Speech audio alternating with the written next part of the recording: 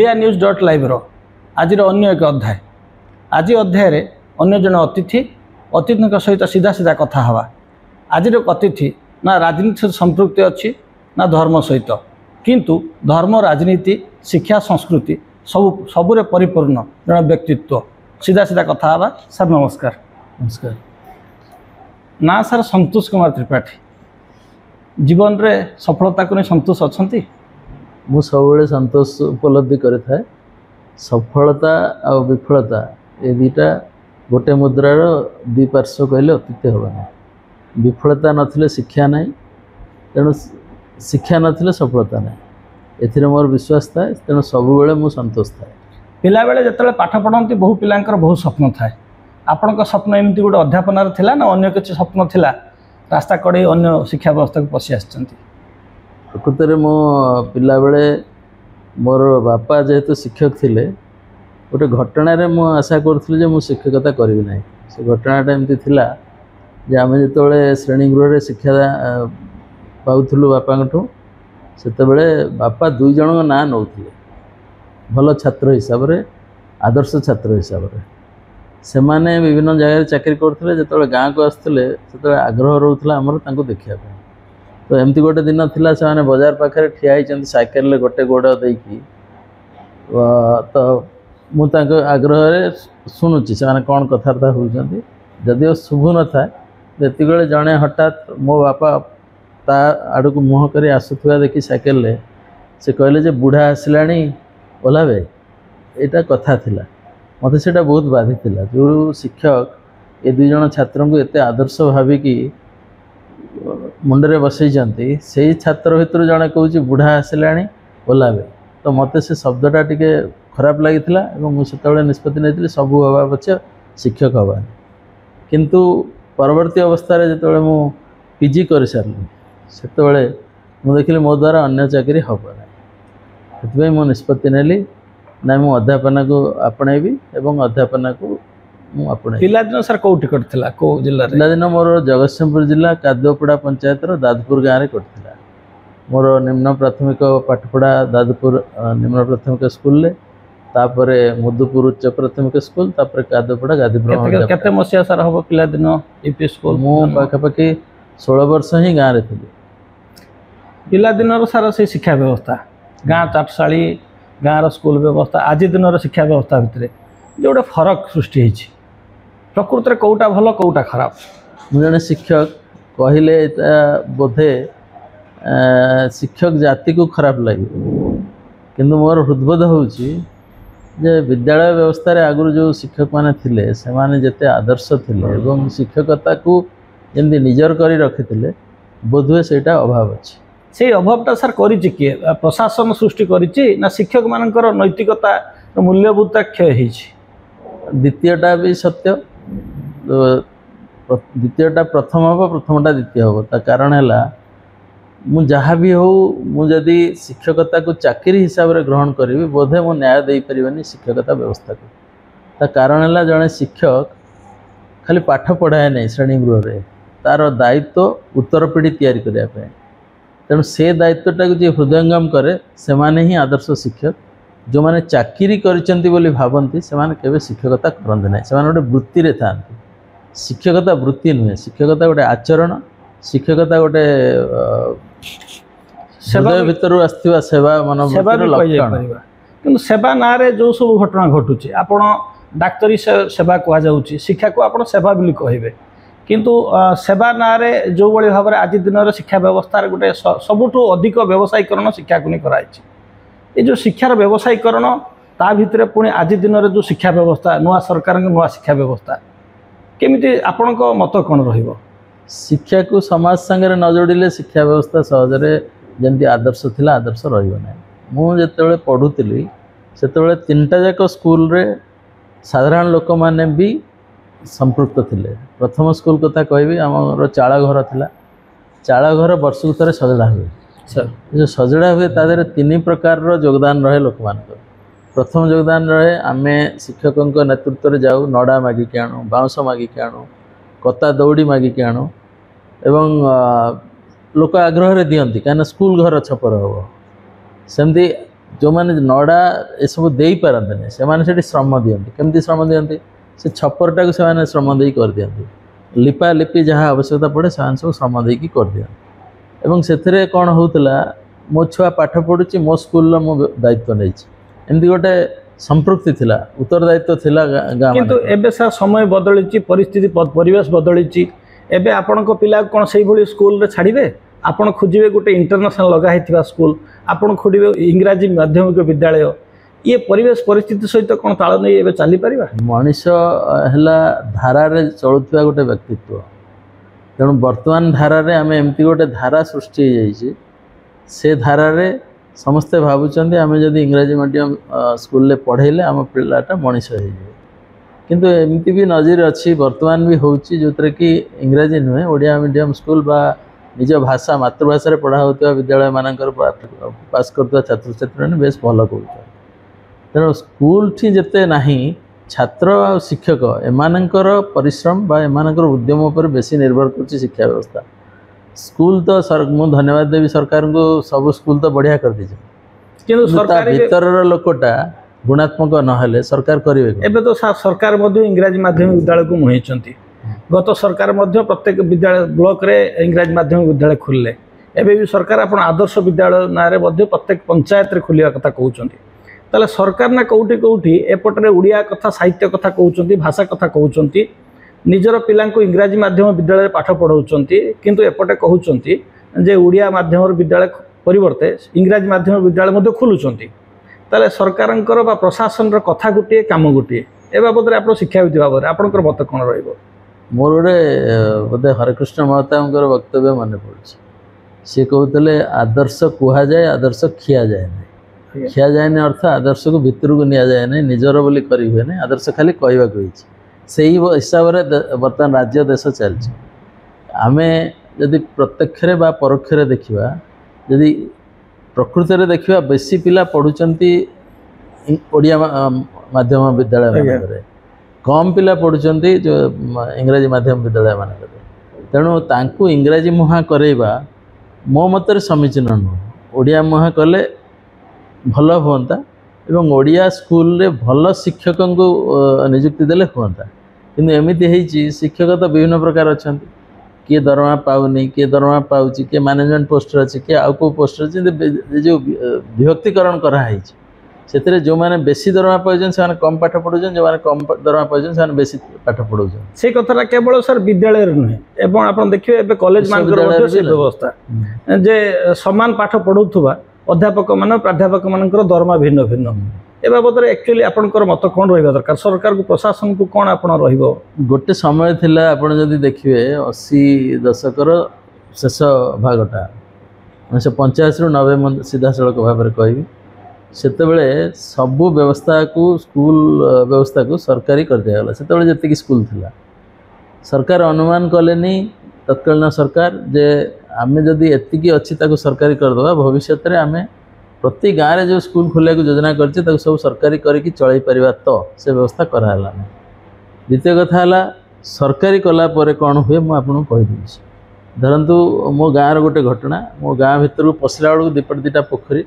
और से पोखरी प्रतवर्ष खाई जाए रास्ता को मो बापा जो बंची थे से पोखरी को गोटे बाड़ देकी किया बाड़ देकी बंध कराला आम सुरखुर गाड़ी मोटर सब जाऊला मु थे ये कॉलेज रे पढ़ला बेले बाणी विहार पढ़ला बेले मु थे जाकि से व्यवस्था अनुसार मो समसामयिक बा सान भाई मानू डाकिली आस से कामटा करदे तो मत कहला तुम्हें तो भुवनेश्वर रोच सरकार पाखे तेणु यहाँ एति सरकारी करदे हुआ नहीं सरकारी कर दिया से किसी असुविधा ना कि से रास्ताटा एत कादुआ थिला सरकारी रास्ता जमती हुए बर्तमान दी पट को फाटी जाइए मझे फाट दीपटे ये गाड़ी चली कि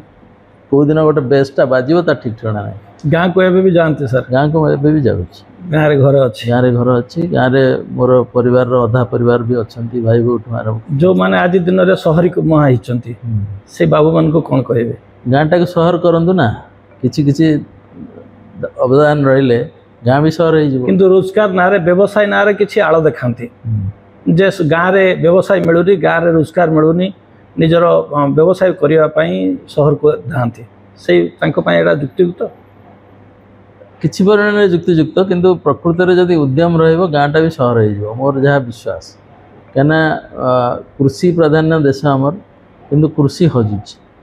कृषि हजिले भविष्य में खाद्य योजनाटा कौन हम भगवान जानते जदि जो रेट्रे चाष जमी गुड़ाक घर द्वार तैयारी करी चली से रेट्रे जदि चलला भविष्य में तो चाष जमी रहिबो ना। फकीरमोहन विश्वविद्यालय आप चाष करते आपण आम आसी देखिलु जे आप आसला फकीरमोहन विश्वविद्यालय बालेश्वर जिलार जो मौलिक प्राधान्य जो धान पान मीन आपण बहुत चर्चा थिले एटी धान गछर पान पाई मीन पाई एबे केमती अछि से सब घटना सबुरे गवेषणा चली 4 वर्षिया साइकेल आम नुआ धान बाहर करि पारि आमर योजना अच्छी जो फ्लड रे रेजिस्ट करथुआ धान आउ ड्राउट रे रेजिस्ट करथुआ धान आम बाहर करिया चेष्टा करछु तार गोटे साइक्लिक प्रोसेस थाए गवेषणा चलछि 3 वर्ष कंप्लीट हेलानी आसंता वर्ष मु निश्चित अच्छी जे नुआ प्रकार धान बाहर तापई सरकार आपन प्रोत्साहन दियंती ना विश्वविद्यालय पांठी रो सब खर्च हो विश्वविद्यालय पांठी रो आम करूछु प्रोजेक्ट बेसिस रे करूछु से बळी पई काहे आपनकर व्यक्तिगत रुचि काहे रहला मु गाँ रु आसथिली जेतेबेले प्रथमे कोनोसी सभा को गली मोर एक्जाक्टली मन नहीं कौ सभारे सेठी मते धान पान मीनर कथा कहला एवं बालेश्वर रो परिचिति धान पान मीन बोली कहले तो मु कहली जदि एठी अछि ताले काहे न हो तेणु मु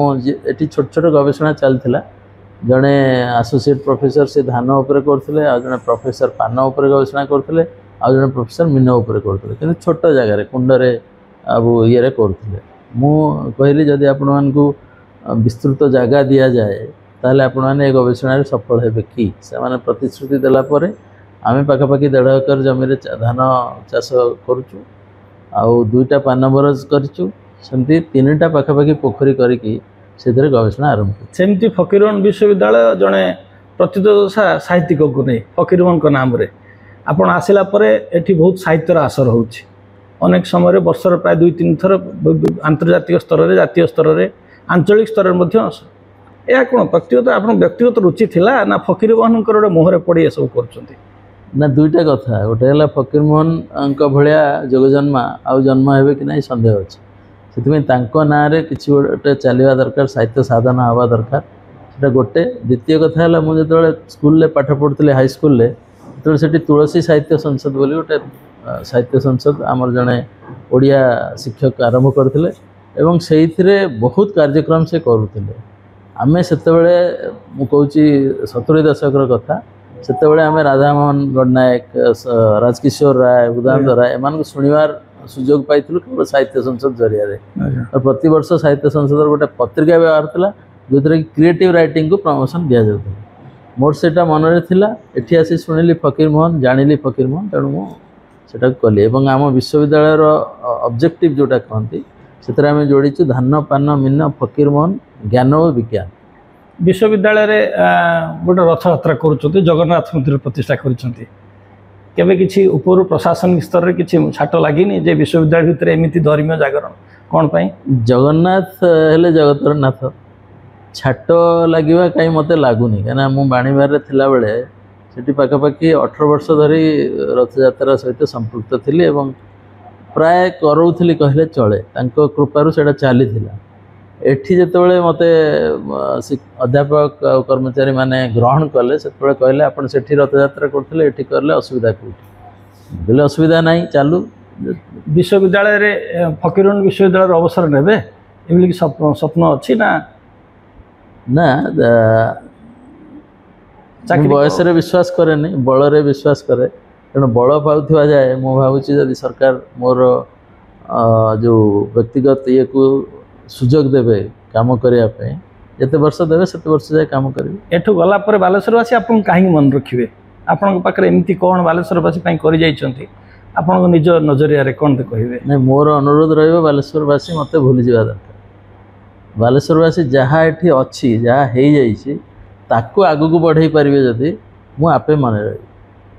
तेणु समस्त सहयोग लोड़ी समस्ते सहयोग करी जहाँ व्यवस्था है आगू बढ़े कौन आ स्वप्न थिला पूरा हो पारिनी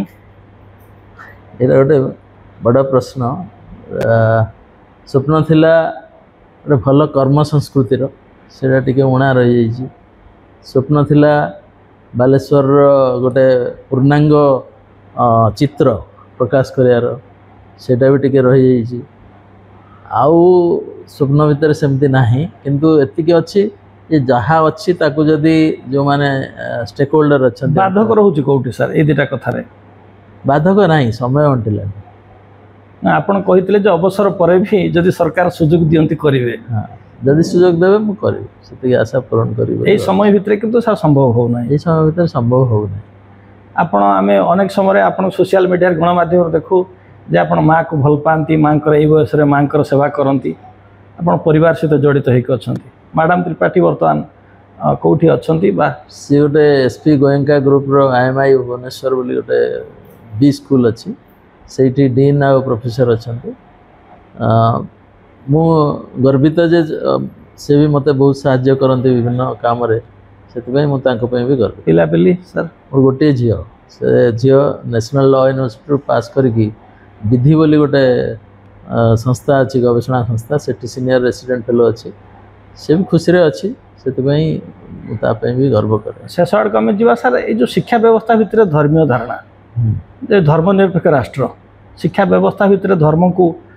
सम्मिलित करवा आपणकर लक्ष्य कौन धर्म को अनेक समय भूल बुझामणार नि जाए मो मतरे फिलोसॉफिकली स्पिरिचुअली आपको जोड़ा जाई पारे किंतु धर्म हिसाब रे नु आमे जेहेतु गोटे धर्मनिरपेक्ष राष्ट्र तेणु आमे सबु धर्म को सम्मान दबा सबु धर्मर जो मूल अच्छी जो दर्शन अच्छी ताकू हुए तो समस्त पाखे पहुँचे मो मतरे कौन सी धर्मर दर्शन मानविकता विरोधी नुहे तेणु मानविकता विरोधी न होता दर्शन को विश्वविद्यालय बा शिक्षानुष्ठान में ग्रहण ठीक है सर किंतु गोटे धर्मनिरपेक्ष राष्ट्र बहु धर्म संप्रदाय लोक पढ़ुं से केवल आम गीता को पढ़ेबा ताले अन्य संप्रदाय पिला कौन कहीं पढ़े ये प्रश्न आसे ना मो मतरे खाली गीता को पढ़ेले मो तो प्रथम गीता को धर्मग्रंथ कहबी ना गीता गोटे औपचारिक एवं उपकारी लेखा क्यों अन्य संप्रदाय तो ग्रहण करवा ना गीता को धरू ना किंतु कन्विन्स कले ग्रहण करि पारंती किंतु जहाँ जो धर्म रे भल कथा लिखाई ताको पिला जाना उचित कहीं धर्म को नहीं जो विभेद आम देखुचे अंततः पिला जदि सबु धर्मर वैशिष्ट्य और सबु धर्मर दर्शन जानीपारे ताल मनरू से जो भावनाटा दूर हम जे सी अमुक मु अमुक सेटा जड़े भारत वर्ष प्रमुख व्यक्तित्व कहले जे प्रत्येक व्यक्ति युद्ध पर प्रस्तुत हवा दरकार एवं प्रत्येक विश्वविद्यालय प्रत्येक विद्यालय स्तर प्रत्येक व्यक्ति को जो युद्ध शिक्षा दि जाए उचित आपणकर मत कौन रही ना एक्जाक्टली युद्ध शिक्षा नुहे सामरिक शिक्षा दि जावा उचित तार कारण है ये जो परिस्थिति है आम खाली हाथ में थिले बोली आम किए ना किए कौन आक्रमण करके मारदेला कि कौन कला सबुदिन शुणा जाए जो सीमा उपर जो गाँ अच्छी से किसी ना कि गुड़गोला हो कहीं से लोक मैंने सब स्थानांतरित होती पुणी भितर को आस गोटे प्रक्रिया चलती जदि से शिक्षा दि जाता हुए तो रिटालिएसनटा इनिशियल स्टेज रे प्रथम स्टेज रे जो रिटालिएसन से संभव हो पारंता एवं मो मतरे मते तो सुजोग देले मु निश्चय जीवी देशर कथा आसिले सुरक्षा कथा आसिले निश्चय जीवी किसी असुविधा ना शिक्षा व्यवस्था अवसर नाला पर सरकार जदि आपन को राजनीति रे जोग देवा पे अनुरोध करिवे आपन जीवे जीवी किंतु से विषय मत आउ थरे भाबिया पड़ो किंतु इच्छा अछि मु निश्चय जीवी आम आज शुणुले एमती एक व्यक्तित्व जे शिक्षा संस्कृति धर्म धारणा संपूर्ण संपूर्ण भाव में परिपूर्ण मनीष जड़े संतोष कुमार त्रिपाठी ए अध्याय रे तांको कथा केमती लगिला आपण मतामत रखिए ODIANews.live रु अन्य एक अध्याय रे अन्य एक अतिथि सहित पुणी देखा हबो नमस्कार अधिक जानिबा पई आम चैनल को लाइक शेयर सब्सक्राइब करने को आदौ भूलु नाही सतेज खबर सठिक खबर आमे देखाइबो खबर पछर खबर।